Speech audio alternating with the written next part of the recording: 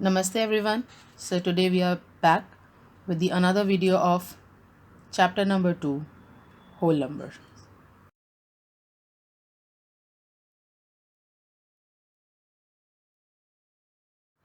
So in this chapter we will explore the following topics: properties of whole numbers, closure property, commutative property, associative property, distributive property, and patterns in the whole numbers. But in today's video we will cover till associative property.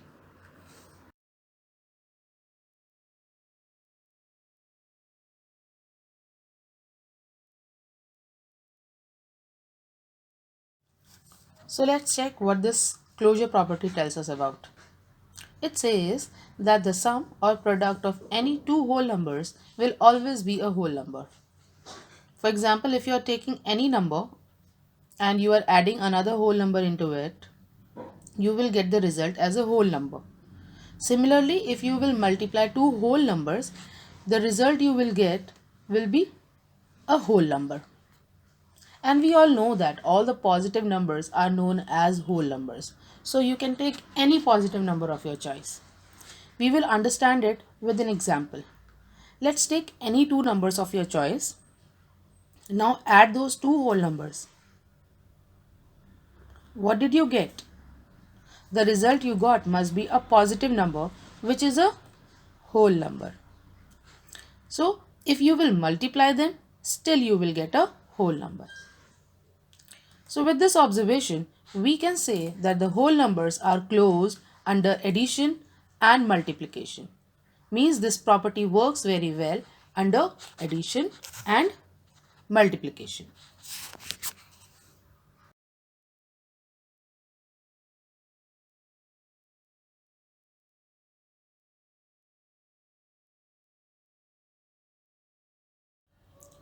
So children, does closure property works under subtraction and division too?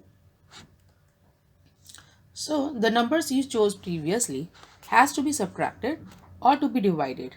So the number you have taken for addition and multiplication purpose, you try subtraction and division on the similar numbers and check that will you get the result as a whole number always.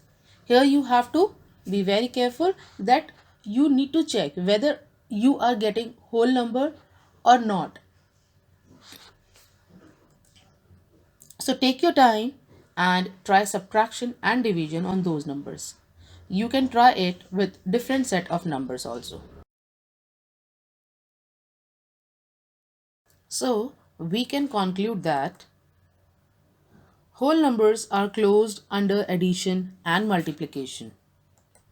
But the whole numbers are not closed under subtraction and division, because in the case of subtraction and division, we may get a whole number as a result or we may not get a whole number as a result. Therefore, the whole number are not closed under subtraction and division. So children, you have already learned about the closure property. Let's check out what the commutative property tells us. It says that if we add or multiply two numbers in any order, the sum or product of those two numbers will always be a whole number. Now here you will say that in closure property also we are adding whole numbers, and in commutative property also we are doing the similar thing. But here you need to notice that in commutative property, if you will add the numbers or multiply the numbers in any order, the sum or product of those two numbers will always be a whole number. So in closure property, you were just adding two whole numbers and you were just multiplying two whole numbers. But in commutative property, if you will change the order of those numbers, still you will get the same result. We will understand it with an example.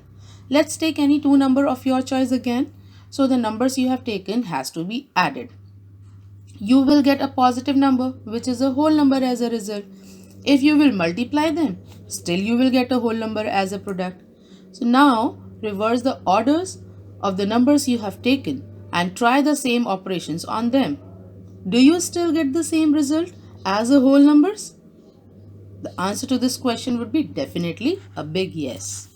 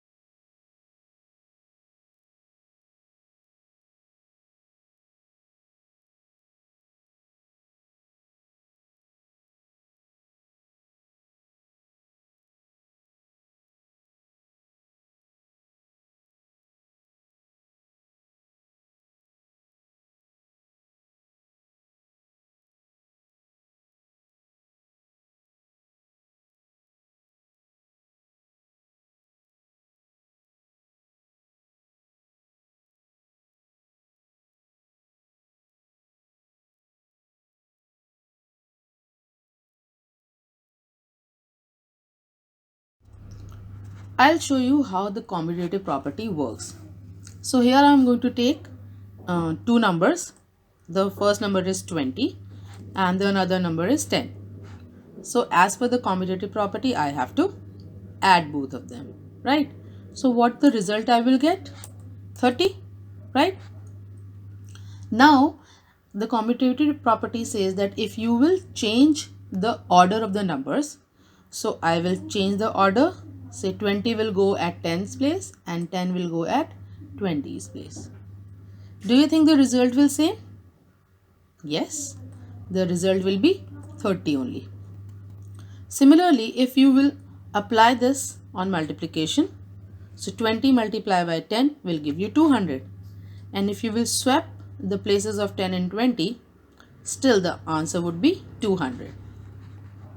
So it means we can say that the numbers we have taken in the closure property for addition and multiplication, if we will change the order of those two numbers, the result will remain same, and that is the commutative property tells us about.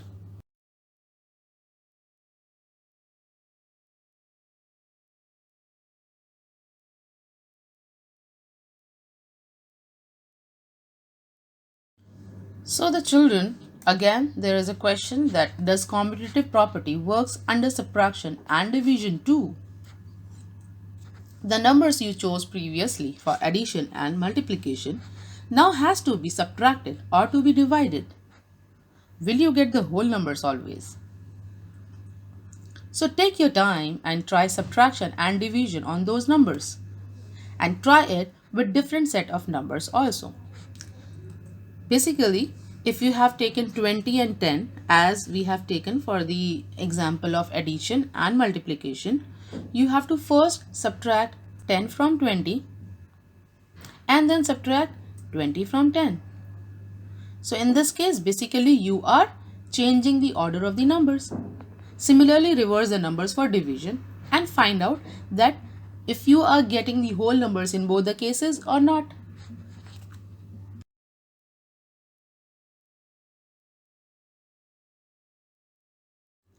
So, after all those activities, now we can conclude that commutative property works under addition and multiplication.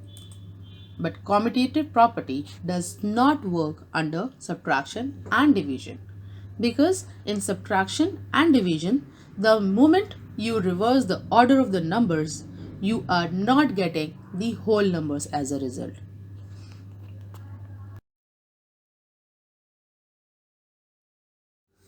So children, here I would like to sum up the closure property and commutative property. In closure property, you simply have to take any two whole numbers and apply the operation of addition, subtraction, multiplication and division on them. In that condition, you may get the whole numbers as a result in all the cases, or you may not get the result as whole numbers in all the cases. It will work under only addition and multiplication, but it may not work under subtraction and division.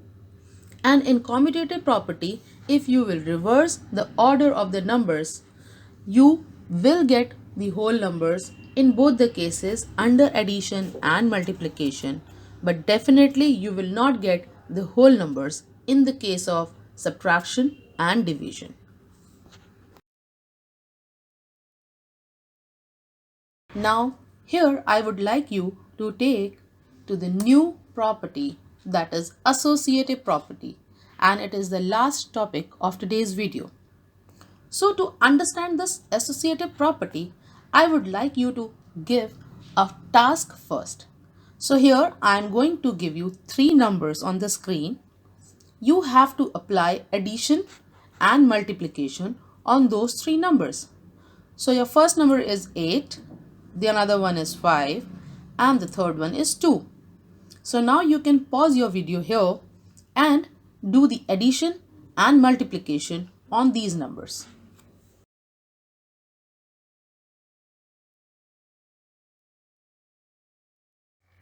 So children, you must be ready with the result.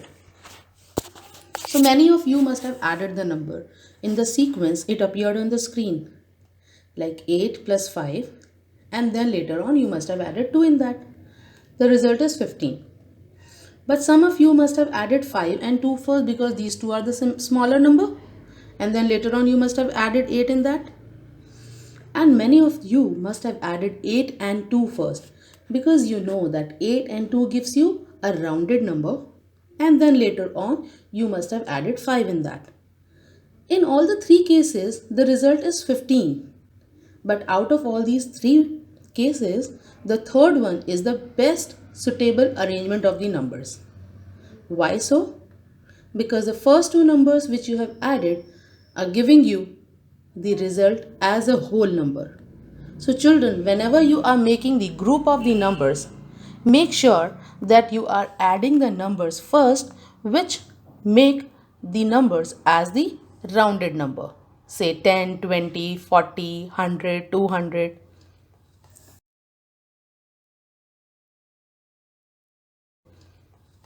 Let's check out for multiplication.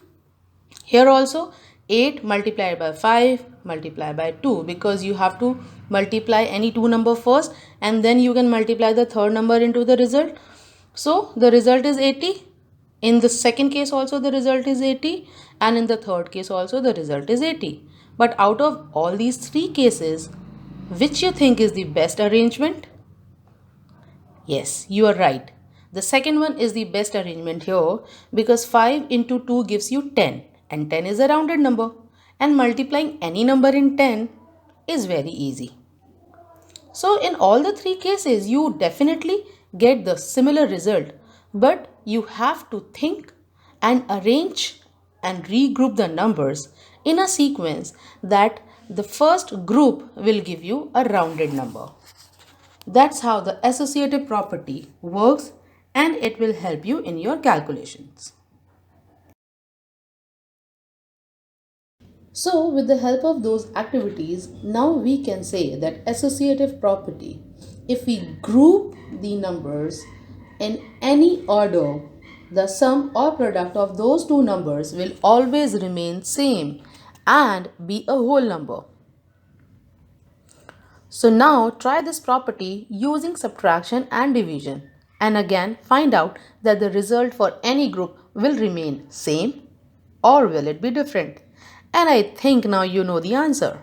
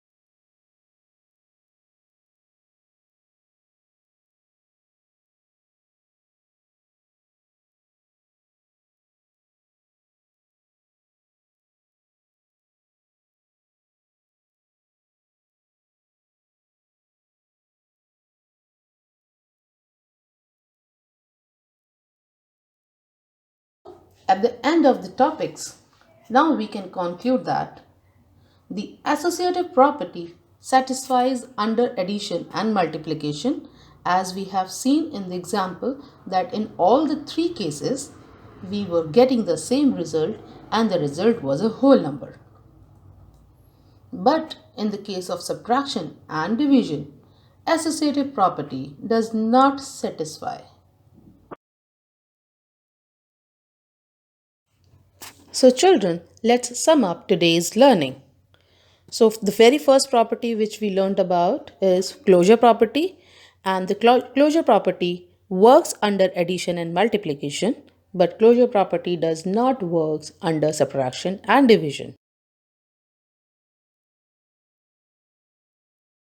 The next property we learned about was the commutative property, where you can change the order of the numbers and you will get the same result under addition and multiplication. So we can say that the commutative property works under addition and multiplication, but it does not work under subtraction and division. And the last property we learned about was the associative property, where you have to group the numbers and add them or multiply them. But when you are grouping the numbers, make sure that you group them in such a order that you will get the rounded number in the first group. So associative property also works under addition and multiplication, but it does not work under subtraction and division. Now we have reached to the end of the video today, and now I would like to thank all of you for watching the video. I hope you must have got the concept of properties of whole number.